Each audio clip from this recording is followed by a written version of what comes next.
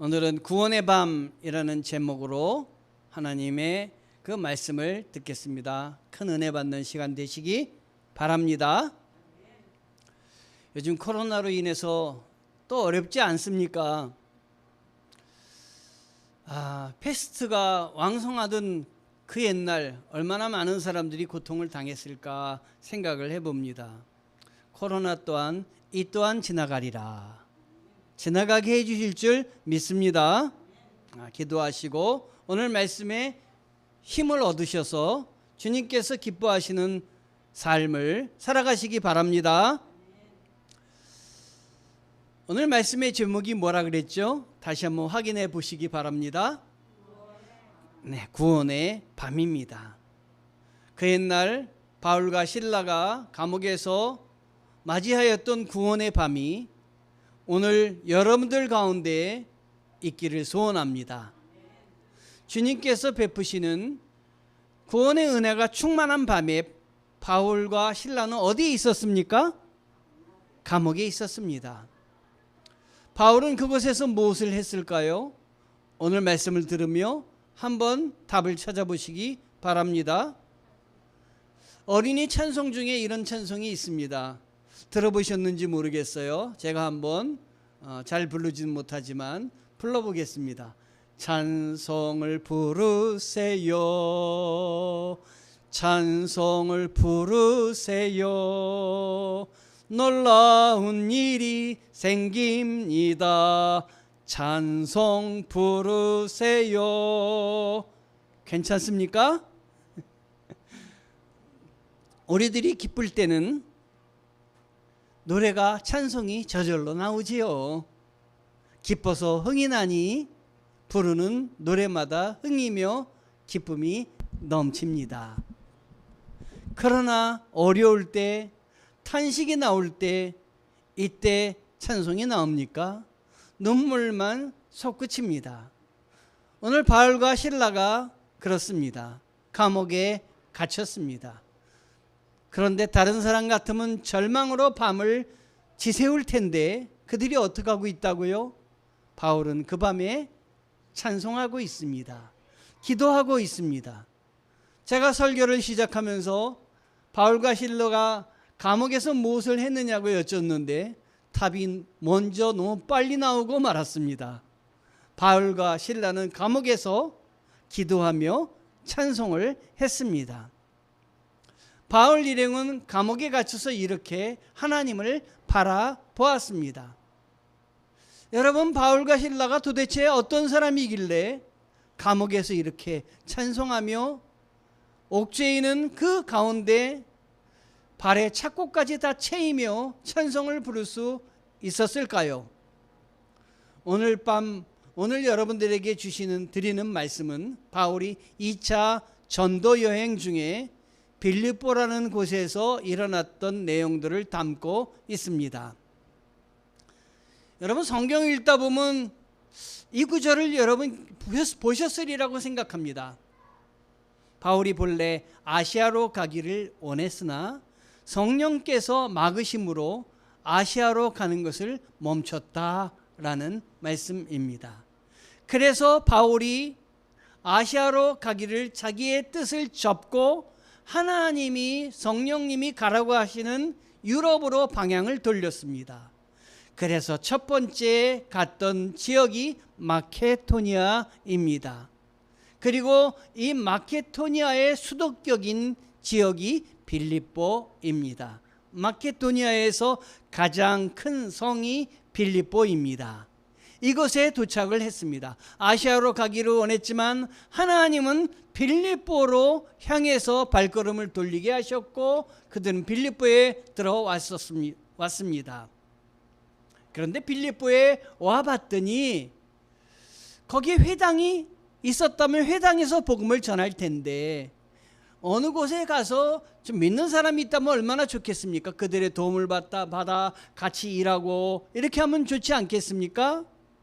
오늘 이 말씀을 보면서 저는 이 평내에 와가지고 처음 말씀을 전하던 때가 생각이 났어요. 아는 사람 하나도 없지. 아이고, 그리고 제가 어디다 마음을 둘 데도 없지. 하나님이 나를 여기다 던지셨구나 하는 생각을 하게 되었습니다. 여러분도 그런 때가 있지 않습니까? 하나님이 나를 여기에다 던지셨구나. 아는 곳 하나도 사람 없는 곳에 나를 왜 보내셨을까? 하나님의 뜻에 순종해서 여기 왔는데 회당이 하나도 없는 것입니다. 자, 오직 이방인들만 있었던 것 아니겠습니까? 이방인들만 있는 곳에 하나님이 왜 보내셨을까요? 그의 아시아로 가고자 하는 뜻도 막으시고, 그런데 바울과 실라가 복음을 전하다가 누구를 만났냐면 귀신 들린 여종을 만납니다. 이 귀신 들린 여종은 점을 치면 거의 다 맞췄습니다. 인기가 꽤 좋았던 모양입니다. 그래서 이 여종이니까 그 주인이 아주 횡재를 했습니다. 뭐라고? 사람 요즘도 뭐 점괘를 잘 나타내는 사람은 사람만 보기만 해도 그 사람의 과거가 쫙 나온다고 합니다. 아마 그 수준이었으리라 생각이 됩니다.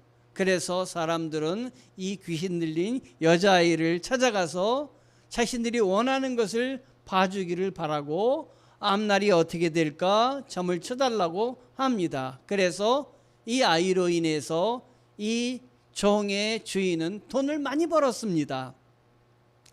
그러니 이 아이는 이 주인에게는 보배와 같은 아이였습니다. 그러나 이 주인이 이 아이를 존귀하게 여기겠습니까? 자기 돈벌이의 하나의 도구였습니다.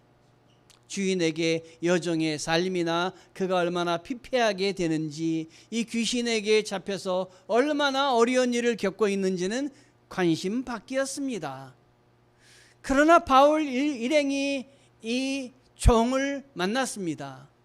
이 종이 귀신에 잡혀 흔들리는 모습을 이 바울은 관심 있게 보았습니다. 이 아이의 모습을 보며 마음이 아팠습니다. 우리 주님은 마음을 아파하시는 분이십니다. 여러분이 무엇에 잡혀 흔들리는지 마음 아파하시는 분이 우리 주님이십니다. 그래서 여러분을 선한 곳으로 이끌고 가시기를 우리 주님은 원하십니다.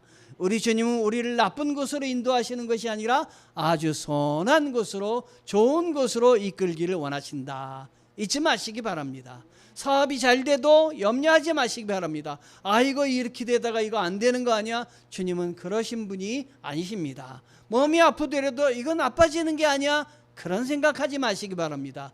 주님은 선하게 이끄시는 분이십니다. 그래서 바울 일행은 예수 그리스도의 이름으로 이 종을, 여종을 잡고 있던 귀신을 내어 쫓아냈습니다. 여종의 주인은 정말 날벼락입니다. 귀신이 쫓아남을 당했으니 이 아이가 점괘를 칠 수가 있겠습니까? 그러니까 화가 몹시 났습니다. 그래서 바울 일행을 고발하게 되었습니다. 아니, 아시아로 가라고 한 것을 가지 않고, 아시아로 가겠다는 걸 막으셔서 가지 않고 유럽으로 왔고 이 빌립보에 왔더니 이런 일을 겪으시고 고발까지 당했습니다. 얼마나 억울합니까? 하나님의 뜻에 따라 이곳에 왔는데 억울합니다. 게다가 죄목은 뭐냐면 유대인들이 로마 땅에 와서 빌립보 사람들이 받아들일 수 없는 그러한 풍속을 전하고 있다. 이게 제목입니다. 제목도 뭐 대단한 것도 아닙니다. 그 사건으로 여종은 치료되고 온전히 되어졌다면은 빌립보에서 공헌한 것이 아닙니까? 그런데 주인이 그 수입이 끊겨진 것을 보고 고발하여서 그만 재판 절차도 없이 로마 관리들한테 붙잡혔습니다. 로마 관리들이 얘기도 들어보지 않고 누구인지 뭐 들어볼 필요도 없습니다. 그리고 옷을 찢고 매를 때리고 깊은 감옥에 가둬서 족쇄를 채우기까지 했습니다. 아마 로마 군인들이 매를 때렸을 때 제가 보기에는 39대를 때리지 않았나 하는 생각이 듭니다. 왜냐하면 이 로마의 형벌 중에 40대는 안 때리고 39대를 때리는데 거의 죽기 전까지 매를 친다고 합니다. 이렇게 매를 맞아서 감옥에 갇혔을 때 얼마나 억울합니까? 얼마나 마음이 아팠겠습니까? 매를 맞아서 그 아픈 부위가 막 욱신욱신 쑤시지 않았겠습니까? 지금 바울의 일행의 형편은 자신들의 잘못도 아닌 일로 억울한 누명까지 쓰고 이 밤에 깊은 감옥에 갇혀 있습니다. 상처난 자국에 피가 나고 그리고 견딜 수 없는 통증 때문에 보통 사람은 신음소리를 내며 아마 분노했으리라 생각이 듭니다. 하나님에게까지 분노하는 마음이 들지 않았을까 하는 생각이 듭니다. 보통 사람 같으면 하나님에 대해서 어찌 이러실 수 있겠습니까? 하나님 정말 너무하십니다. 제가 아시아로 가기를 원했는데 하나님이 유럽으로 가라고 이곳에 왔더니 기다리는 것이 매입니까? 기다리는 것이 감옥입니까? 하나님의 뜻을 따라서 이러한 일들을 겪게 되었으니 하나님 책임지십시오. 하나님 알아서 하세요. 원망할지도 모릅니다. 더구나 감옥에서 빠져나갈 방법은 전무합니다. 절망감이 온몸을 휘감고 그리고 눈물 겹도록 힘든 어두운 밤이 지금 이 바울과 실라에게 다가오고 있습니다. 도저히 납득이 안 가고 억울하고 화나고 분통 터지는 밤이 지금 바울과 실라 앞에 놓여 있습니다. 성도 여러분, 여러분들에게도 이런 밤이 있지 않았습니까? 꼭 이런 복음을 전하다가 우리가 경험한 것은 아닐지라도 우리 삶에 어떤 사람을 믿다가 배신의 아픔을 당해본 적도 있지 않으십니까? 물질로 인해서 선한 일을 하다가 오히려 되돌아온 것은 비난과 비방을 겪을 적도 있지 않으셨습니까? 지금 바울과 실라가 잡혀있는 것은 국가의 기반을 흔드는 반역 행위를 한 것도 아닙니다. 반사회적인 범행을 범한 것도 아닙니다. 단지 귀신 들린 아이의 그 병을 고쳐주었다는 이러한 사실, 그를 불쌍히 여겨서 어떻게든 그를 되돌려 놓고 싶은 마음 때문에 그렇게 했는데 정당한 재판도 없이 이렇게 복음을 전하다가 감옥에 갇히고 말았습니다. 여러분, 이럴 때 우리는 어떻게 해야 한단 말입니까? 25절에 보니까 문제 해결의 실마리가 풀리는데 25절을 한번 보면 한밤중에 바울과 실라가 기도하고 하나님을 찬송하며 죄수들이 듣더라, 이런 말씀이 나옵니다. 자, 지금 바울과 일행은 고통의 시간이며 고난의 시간입니다. 그런데 하나님은 이곳에서 감옥에 갇히게 하시며 이곳에서 뭔가 하나님께서 일을 시작하고 계십니다. 기도하고 하나님을 찬송하며 바로 뒤에 부분입니다. 죄수들이 듣더라 라는 부분입니다.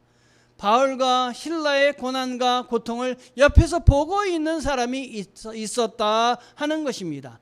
하나님께서는 이 옆에서 보고 있는 사람들의 마음속에 예수 그리스도의 마음과 구원의 복음을 전해주시기 위해서 이곳에서도 움직이고 계십니다. 세상 사람들이 보기에는 하찮은 사람과 같지만 하찮고 자기를 잃어버리고 소망마저 잃어버린 사람들, 정말 힘이 없는 사람들에게 복음을 전하기 위해서 우리 주님께서 활동하고 계시며 움직이고 계심을 우리는 볼 수 있습니다. 바울과 실라가 원망할 줄 알았는데 이런 상황, 지친 깊은 밤중임에도 그들은 감사와 기도와 찬송을 부르고 있다고 오늘 성경이 적고 있습니다. 성도 여러분, 이 대목이 쉽게 마음에 와 닿습니까? 원망을 해야 되는데, 절망을 해야 되는데, 분노가 치밀어서 정말 벽을 치기라도 해야 되는데 어찌 이 두 사람에게 이런 일이 있을 수 있는 것입니까? 바울과 실라의 행동은 보통 사람들의 생각을 완전히 뛰어넘는 것입니다. 보통 이런 모습을 보면 주위의 사람들이 아마도 쉽게 저들이 미쳤나 보다 라고 드디어는 실성하게 됐어, 이렇게 얘기할지도 모르겠습니다. 그런데요, 그들은 그렇지 않습니다. 사실 마케도니아에 들어와서 아시아로 가기를 원하는 그들을 막고 빌립보에 오게 하신 것도 내 생각이 아닙니다. 그건 성령님께서 방향을 틀어주셔서 여기 온 것입니다. 그래서 구원하시는 하나님에 대해서 이 바울과 실라는 분명히 알고 있었던 것입니다. 내가 감옥에 갇혔을 때 하나님을 원망하는 것이 아니라 뭔가 다른 뜻이 계시겠지. 그래서 나를 여기다 보내셨겠지. 그는 하나님을 알고 있는 것입니다. 그래서 그들은 그곳에서 원망 대신 찬양과 기도로 하나님의 뜻을 바라보고 있는 것입니다, 여러분. 이게 중요합니다.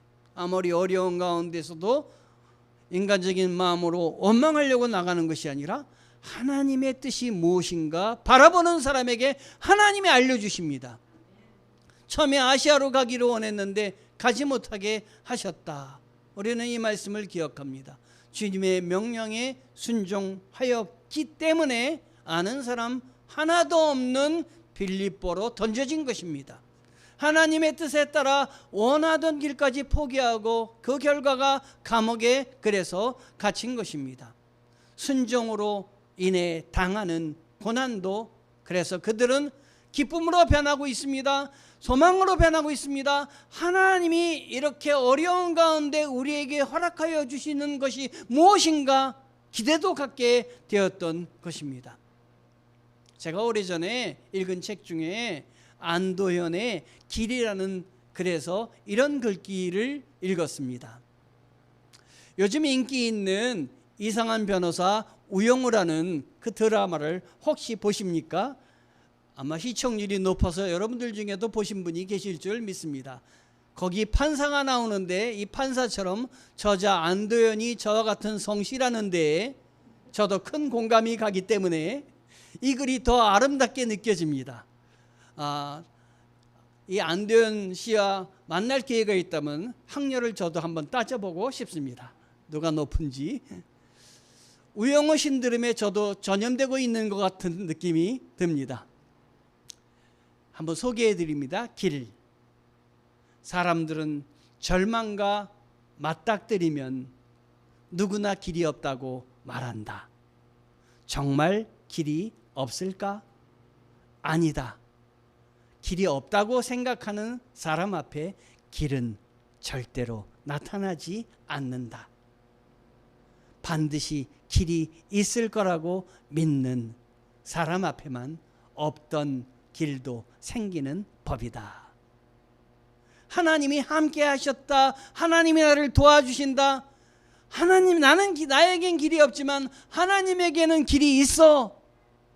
지팡이를 잡고 바다를 내리치는 모세 앞에는 없던 길도 생겼습니다, 여러분. 사막에 길이 생기고 사막에 샘이 터집니다. 바위에서 물이 터집니다. 절망으로 더욱 어두운 밤 바울 일행은 소망을 하나님께 두고 있기 때문에 그래서 기도와 찬송으로 하나님의 뜻을 받으려고 합니다. 준비해서 없던 길도 하나님을 열 수 있는 분임을 믿습니다.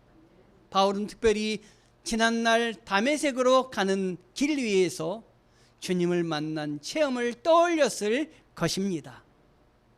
자신의 지식과 배경을 자랑하며 철저히 율법을 수호하는 바울이었습니다. 때문에 그는 그토록 기다리던 메시아를 놓쳤습니다. 예수님이 오셨는데도 받아들이지 못했습니다. 오히려 예수 믿는 사람을 핍박하는데 앞섰고 예수 믿는 예수님께서 전하시는 종교를 사교로 여겨서 없애려고 노력을 했습니다. 그러다가 길을 가다가 환상 가운데 주님을 만난 후에 그의 일생이 대반전이 시작이 됩니다. 오랫동안 갈망하던 예수 그리스도께서 구세주임을 알고 나서 이젠 자신의 생명을 주님을 위해서 기꺼이 던집니다. 그렇게 힘든 가운데 찾아주시고 자기를 사도로 삼아주신 예수님의 은혜, 죄수 중에 죄수이라고 자기를 고백하고 나는 죽을 수밖에 없는 사람인데 나를 사도로 임명해 주셨음을 감사하는 그였기 때문에 그는 어떤 상황에서도 주님의 뜻이 있다는 것을 깨달았습니다.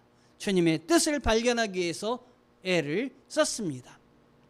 조금 아까 읽어드린 안도연의 글을 다시 인용해 봅니다. 어떤 글에는 기독교인이 아님에도 불구하고 영적인 그 메시지가 숨어 있는 경우가 있어서 그 글을 보며 깜짝깜짝 놀랄 때가 있습니다.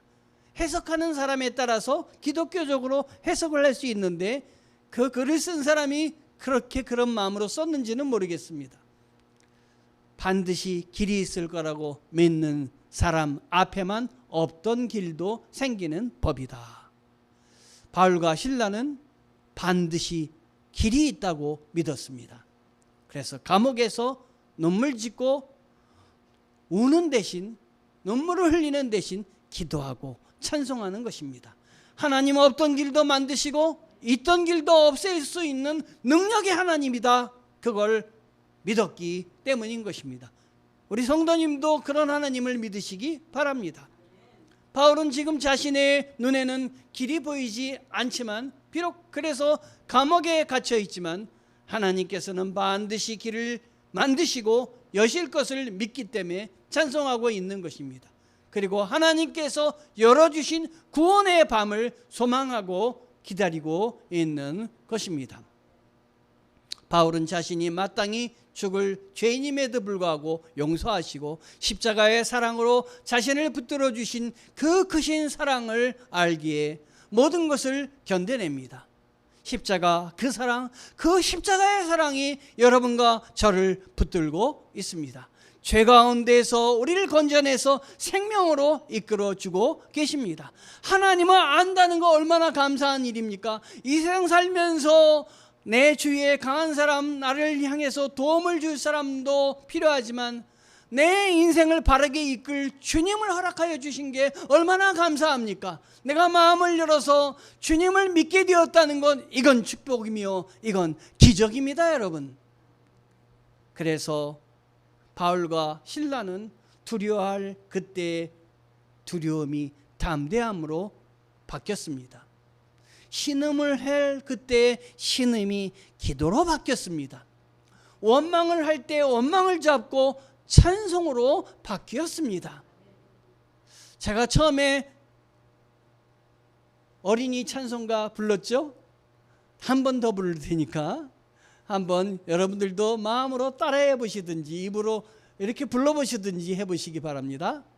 찬송을 부르세요, 찬송을 부르세요, 놀라운 일이 생깁니다, 찬송 부르세요. 2절이 기도입니다.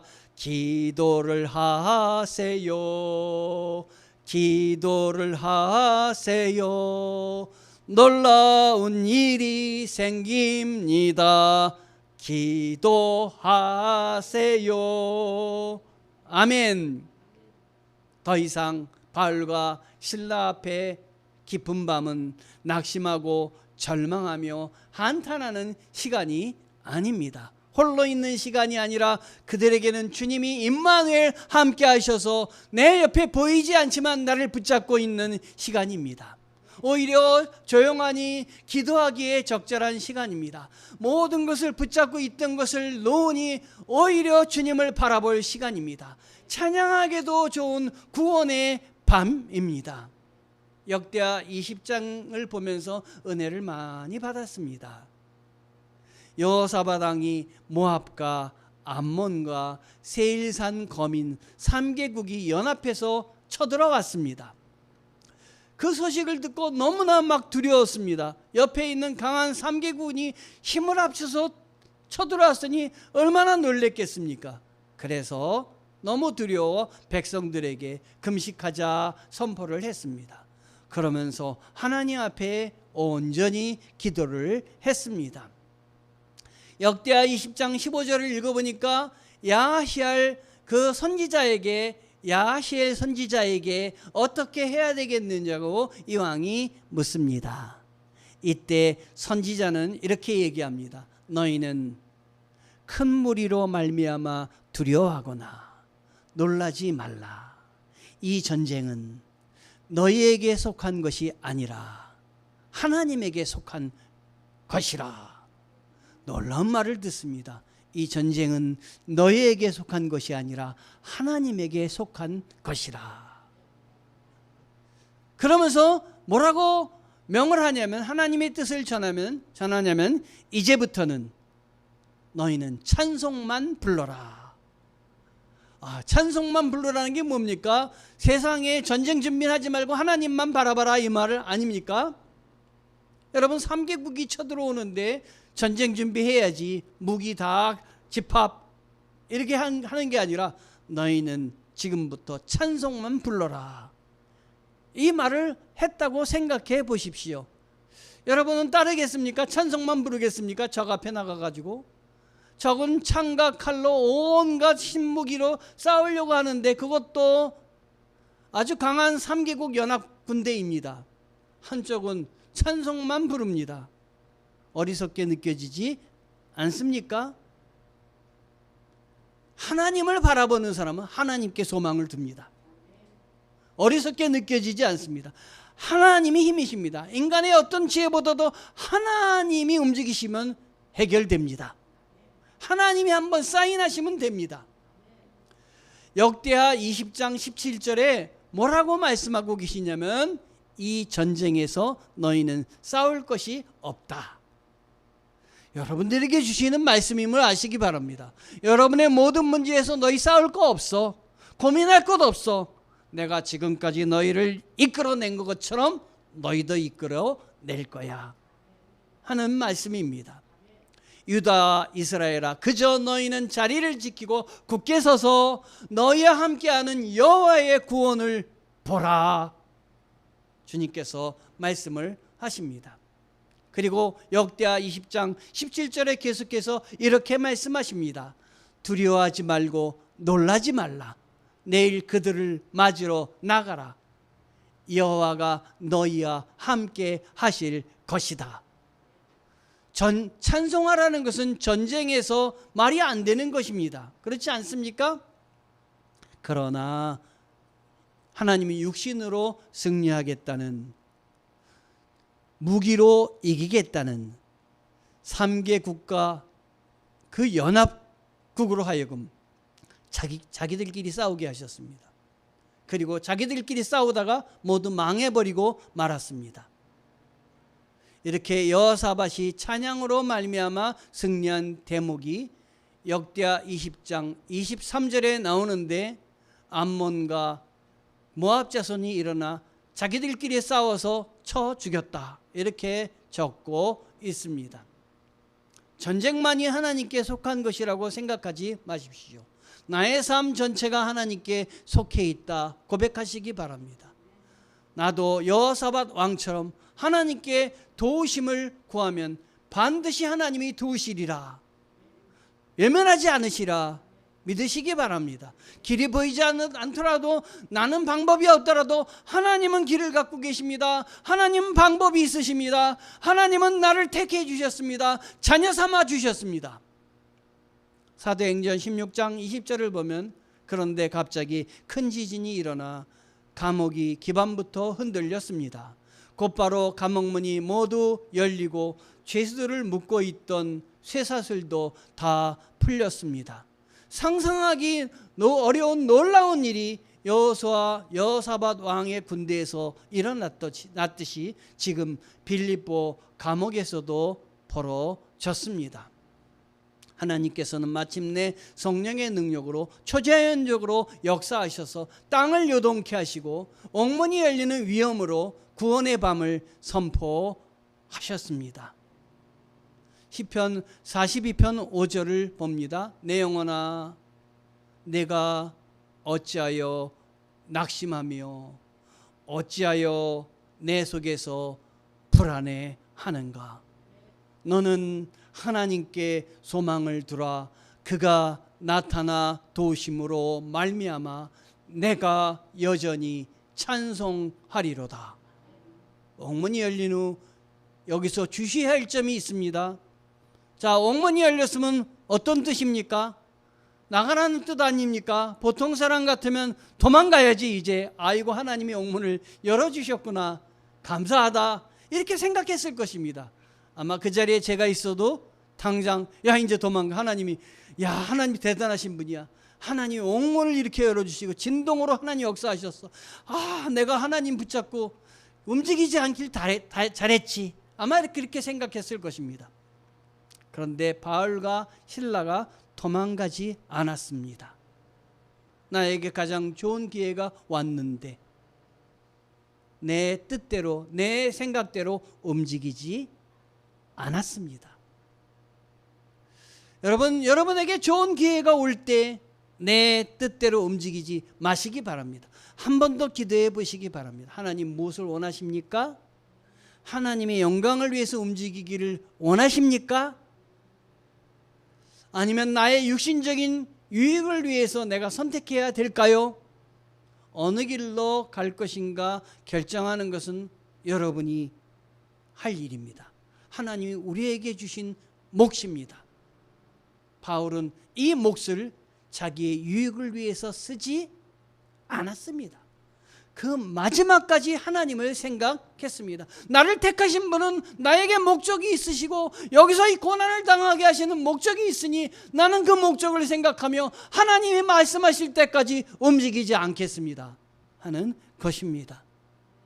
지진으로 옥문이 열렸을 때 간수는 죄수가 도망간 것으로 알았습니다. 그래서 오늘 성경을 보면 자결하려고 했다고 나와 있습니다.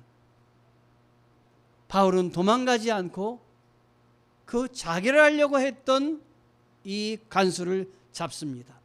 여러분 로마법에는 죄인이 도주할 경우에 간수가 그 죄인이 받을 형벌을 모두 받아야 됩니다.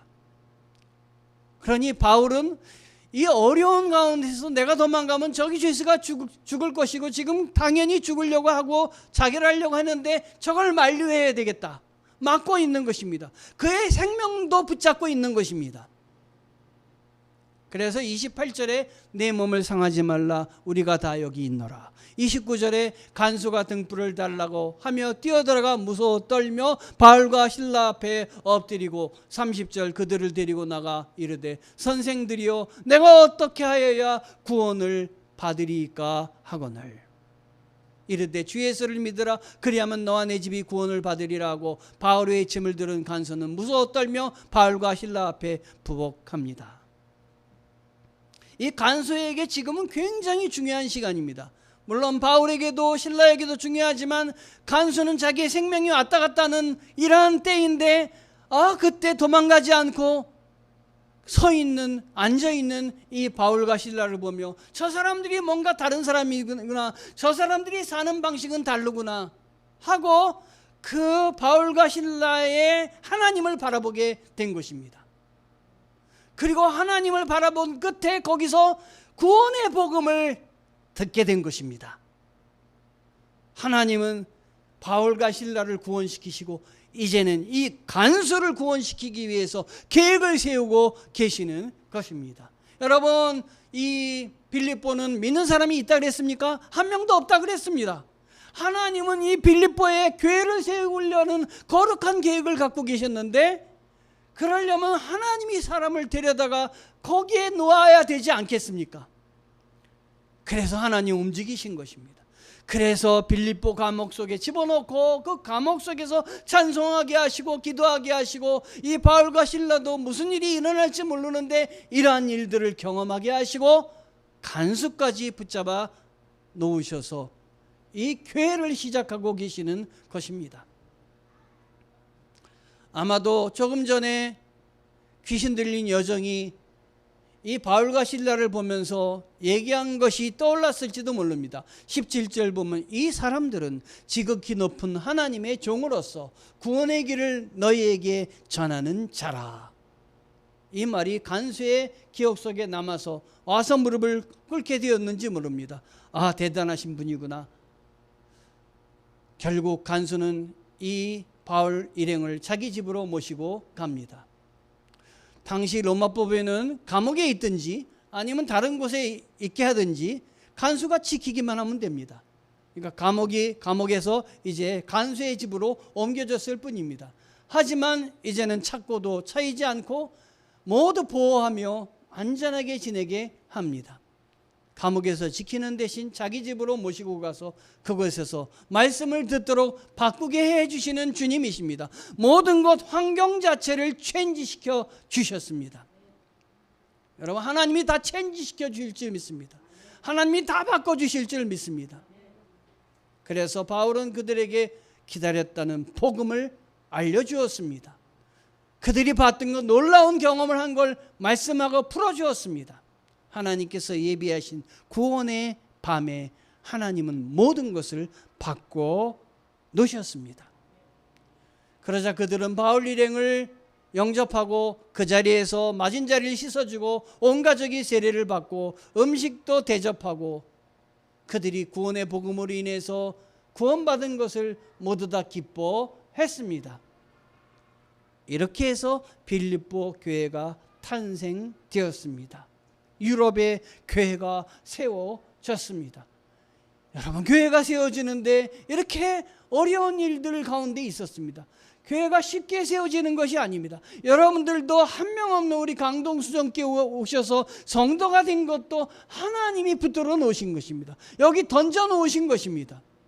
이렇게 해서 상류층 루디아의 가정과 중류층 간수의 가정과 그리고 귀신 들렸다 귀신에서 풀려난 이 여종의 그 세 모습이 상류 중류 최하층 해서 빌립보 교회가 탄생되었던 것입니다. 여러분들 가운데 믿음 때문에 어려움을 겪고 있는 사람이 있습니까? 하나님을 붙잡고 나가려다가 정말 정직하게 사업하고 하려다가 어려움이 있는 분들이 계십니까?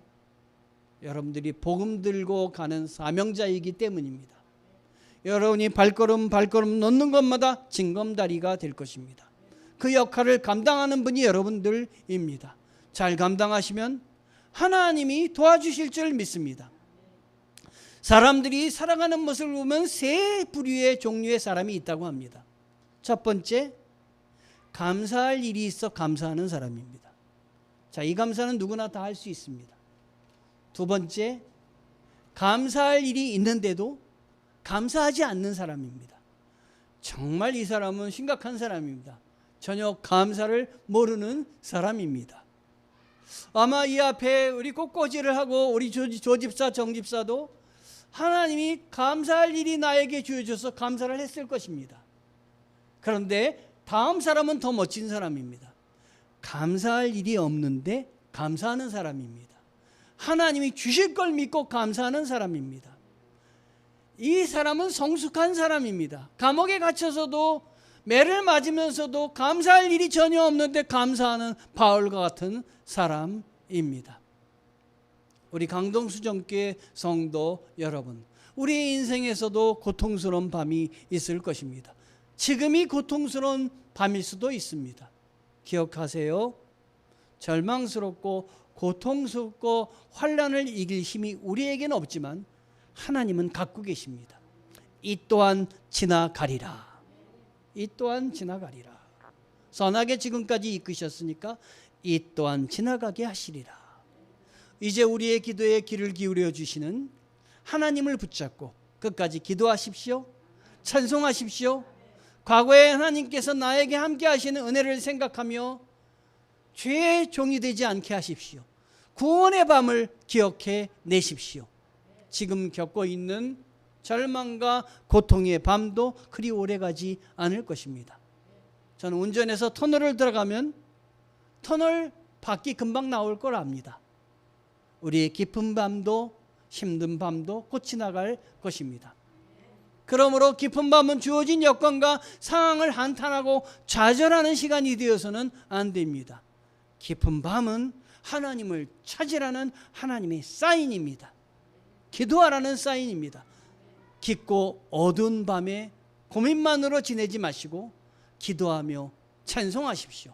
하나님이 베푸실 은혜를 기다리며 기도하고 찬송하십시오.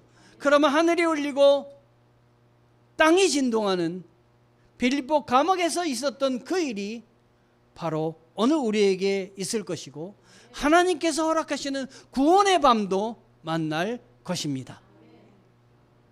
바울과 실라에게 구원의 밤을 허락하시어 앞이 굳게 닫혔던 문도 활짝 여신 주님, 그래서 빌립보 교회를 세우신 주님, 우리에게도 구원의 밤을 허락하여 주셔서 속히 우리들 앞에 닫힌 문을 활짝 여시기를 축복합니다.